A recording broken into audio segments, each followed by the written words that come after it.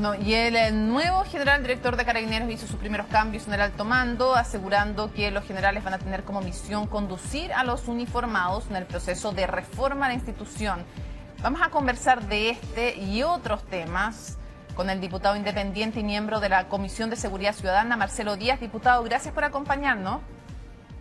Gracias, Mónica, un gusto saludarte.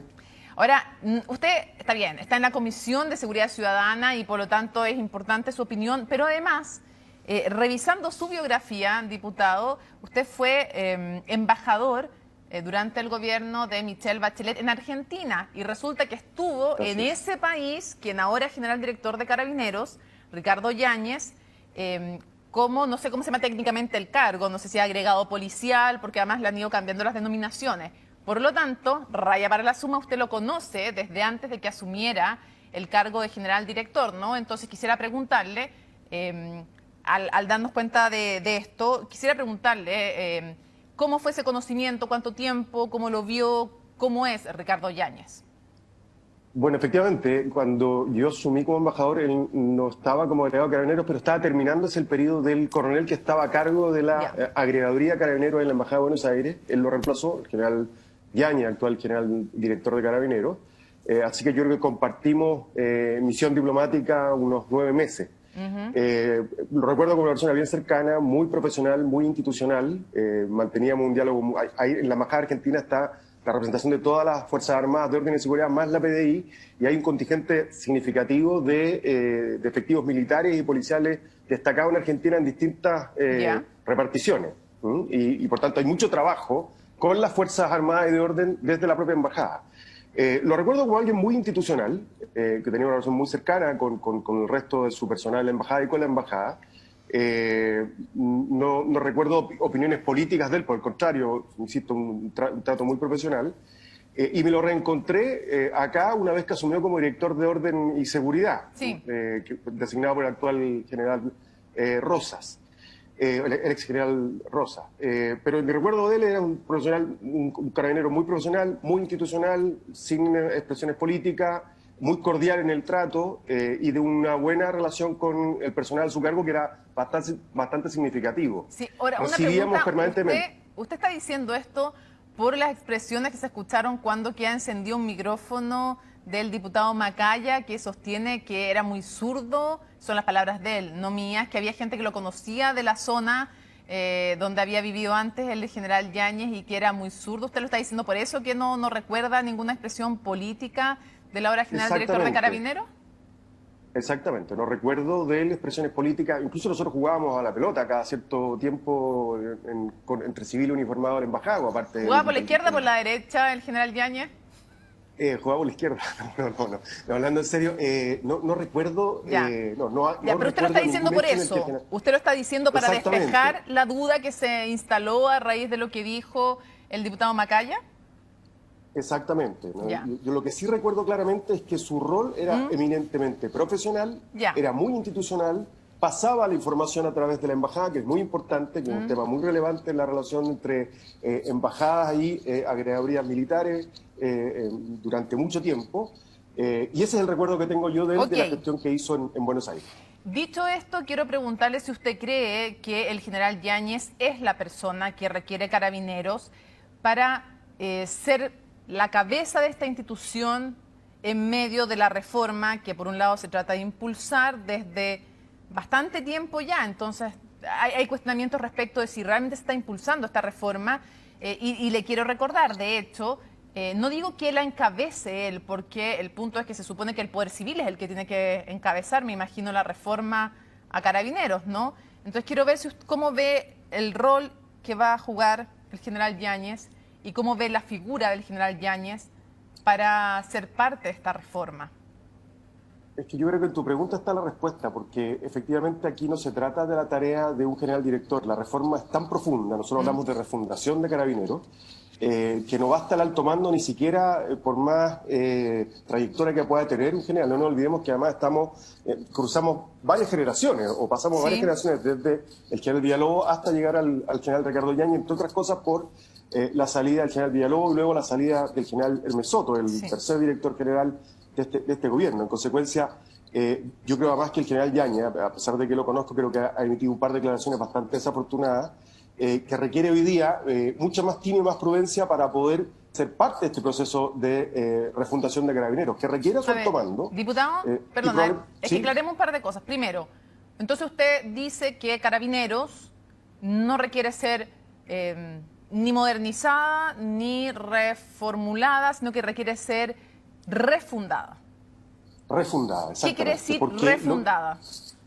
Que hay que cambiarla de raíz, porque lo que hemos tenido son tres vectores de crisis de Carabineros. Primero, hechos de corrupción gravísimos en una institución policial que siempre demanda recursos del Estado para cumplir con su función. Cámaras de seguridad personal, equipamiento para el control de orden público, comisaría, en fin, siempre hay una demanda gigantesca de la ciudadanía por más Carabineros y más recursos para Carabineros. Durante mucho tiempo se entregaron esos recursos, o una buena parte de esos recursos. Pero segundo, por tanto, hay una crisis desde el punto de vista de las normas de probidad y control y de corrupción que había en Carabineros. Segundo, hay un problema de eficacia en el combate al delito.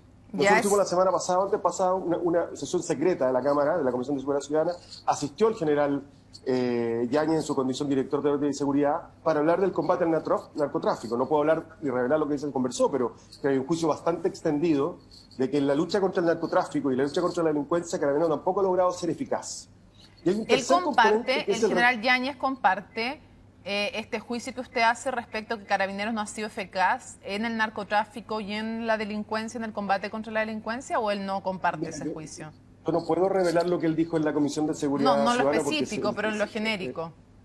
Yo creo que él es consciente de que Carabineros y de que el Estado de Chile, porque además estuvo en esa reunión en Gendarmería, la PDI, el Ministerio Público, no está haciendo todo lo eficaz que hay que hacer en materia de combate al narcotráfico y que corremos el riesgo de que nos pase lo que ha pasado en otros países que han perdido esa batalla y que se generan una suerte de territorios liberados donde el narcotráfico opera. Y te voy a poner un ejemplo que yo sí lo he planteado.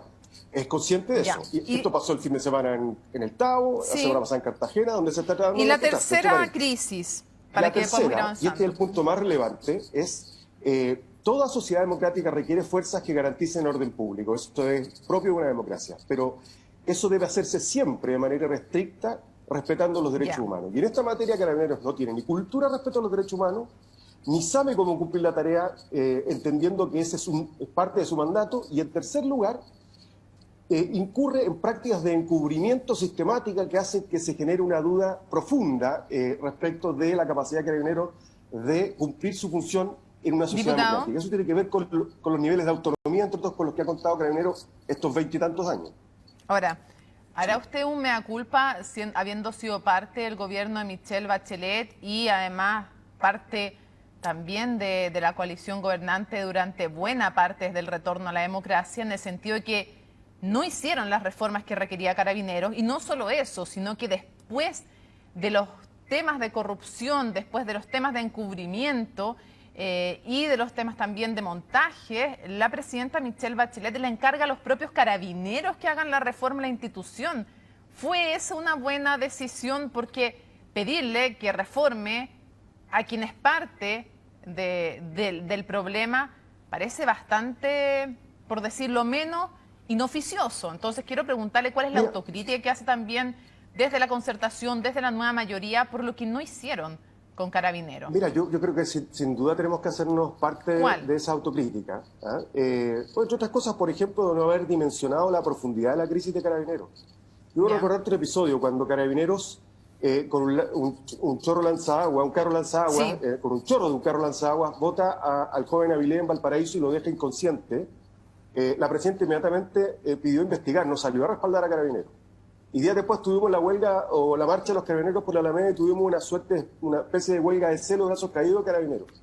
Por la autonomía que Carabineros había mantenido, que fue entre otras cosas defendida por la derecha, y eso hay que decirlo, porque hay un episodio que es bueno recordar. Recuerda que cuando el presidente le pide la renuncia a Hermes Soto, Hermes Soto dice que no. Y hubo que convocar al Congreso de manera extraordinaria a la Cámara de Diputados para que autorizara y aprobara la solicitud de renuncia para destituir a Hermes Soto. Todos estos resguardos fueron herencias de los tiempos de la dictadura. Ya, pero ustedes no hicieron nada por cambiarlo, diputado. Seamos honestos. ¿Perdón?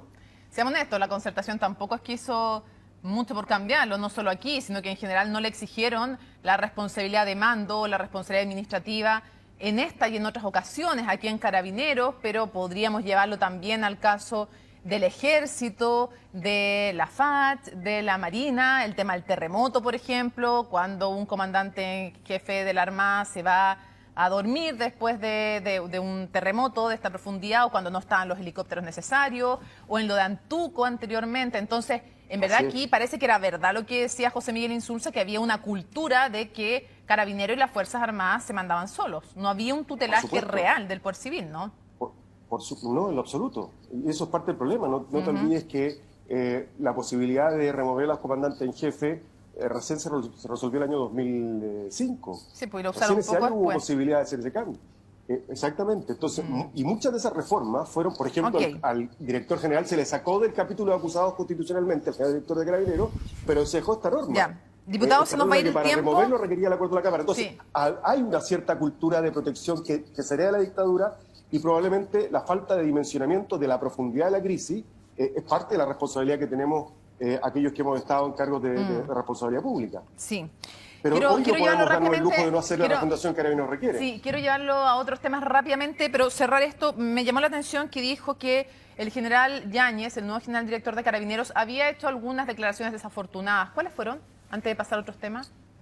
Bueno, en una entrevista habló de que no se habían cometido excesos ni había habido muertos como consecuencia del estallido social. Creo que es un dato que no es real. Efectivamente hubo fallecidos, hay lesionados, hay más de miles de causas en contra de Carabineros por violación de derechos humanos. Yo entiendo el rol del general director, que tiene que defender al actual policial, pero lo defiende mucho más si es transparente y claro en decir se han cometido excesos y abusos y en poner, en vez de un manto de protección como el general Rosas, que dijo que no iba a dar de baja a nadie, en poner a esa gente y a su efectiva disposición de los tribunales.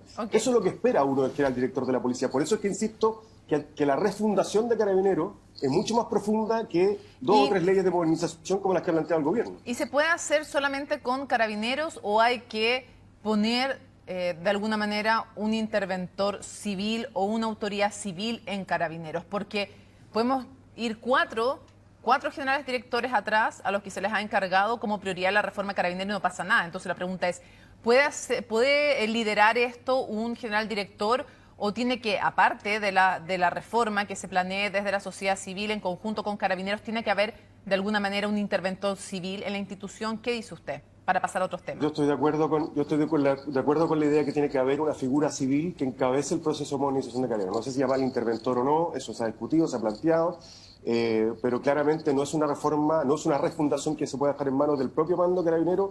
Sin prejuicio tiene que estar, pero debe ser liderada por autoridad civil, como se hizo con la PDI a comienzos de los 90 y que construyó la PDI que tenemos hoy día.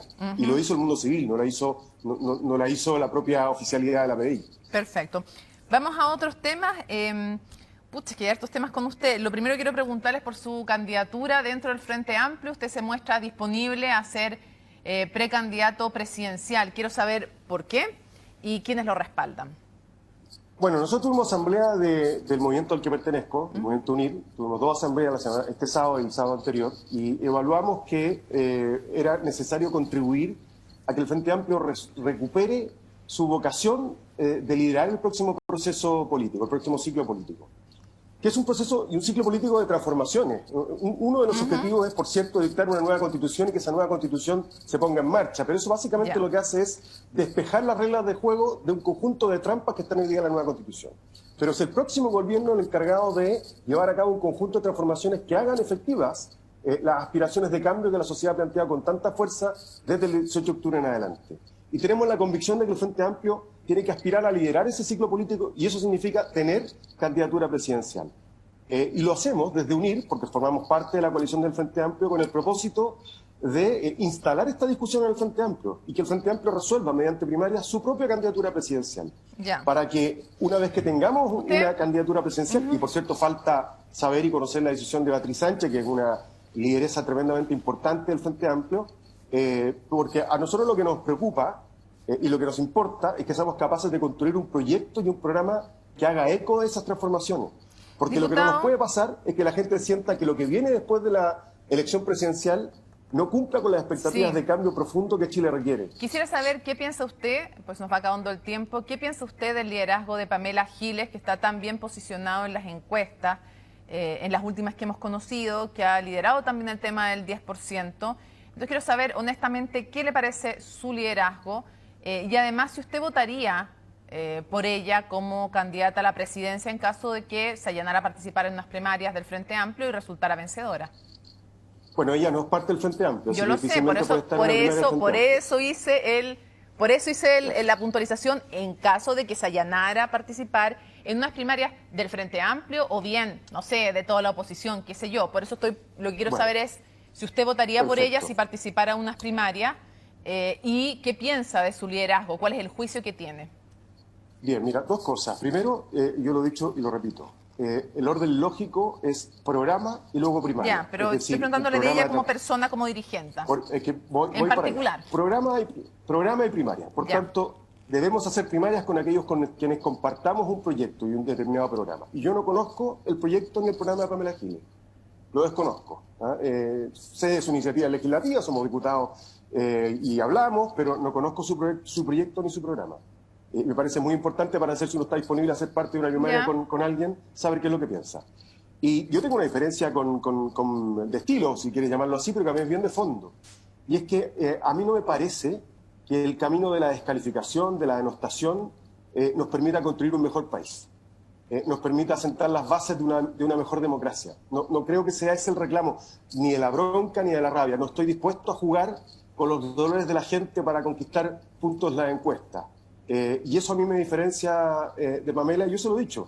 No creo en la política del ataque por el ataque, sino más bien creo en la política de la idea, donde debatamos lo que cada uno pensamos y le planteemos a Chile nuestras propuestas y que los chilenos y las chilenas decidan. Pero no voy a estar disponible a ningún tipo de cacería ni a la demonización de nadie, porque siento que eso no nos conduce a un mejor país que la demanda de las chilenas y de los chilenos. Fue bien duro lo que dijo de ella, dijo que no estaba dispuesta a jugar con el dolor de la gente para ganar puntos en la encuesta, lo cual quiere decir que ella lo hace, pero como se nos va el tiempo, tengo que cerrar con el tema del 10%, diputado, y preguntarle por qué aquí hay dos proyectos, uno que se plantea desde la oposición, otro que plantea el gobierno, y más allá de los caminos que hayan, la pregunta es cómo puede justificar usted delante de la ciudadanía un proyecto que evidentemente siempre va a ser popular, si eso yo no se lo... Si hacemos una encuesta probablemente va a ser muy popular.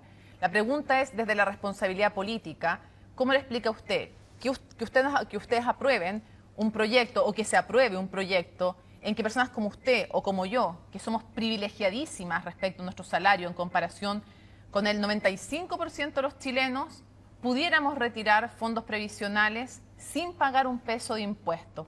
Quiero preguntarles desde el punto de vista ético, ¿cómo se justifica eso?